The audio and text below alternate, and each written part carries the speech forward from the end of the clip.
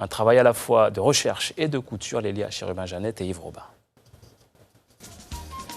Toute l'histoire du carnaval guyanais est réunie en un même lieu.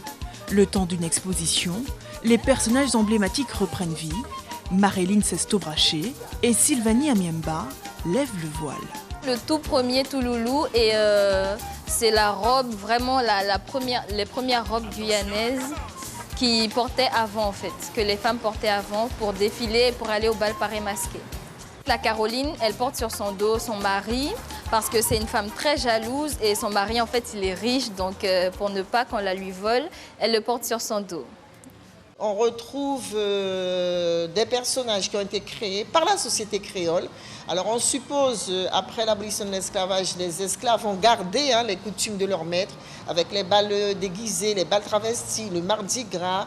D'ailleurs, on retrouve des beignets de mardi gras qui viennent de cette époque.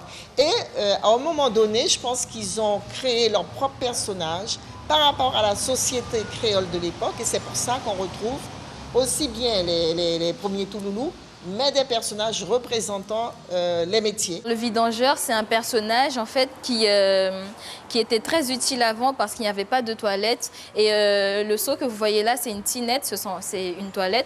Et la cape qu'il porte, en fait, il portait le seau sur son épaule. C'est pour éviter qu'il y ait des projections sur lui. Le fameux anglais bonhomme qui nous est arrivé avec l'immigration sainte-lucienne pour l'Orne.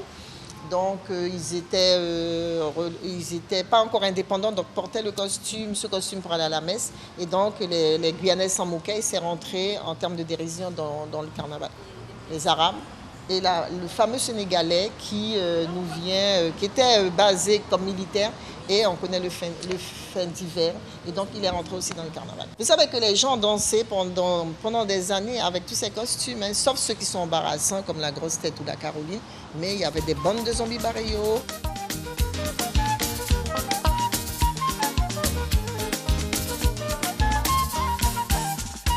De nos jours, nous pouvons rencontrer ces Touloulous au carnaval ou au bal paré masqué.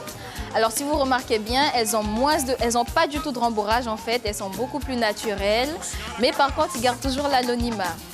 L'exposition est visible jusqu'au 26 février au Centre d'art d'Abel Adonai de Matoury.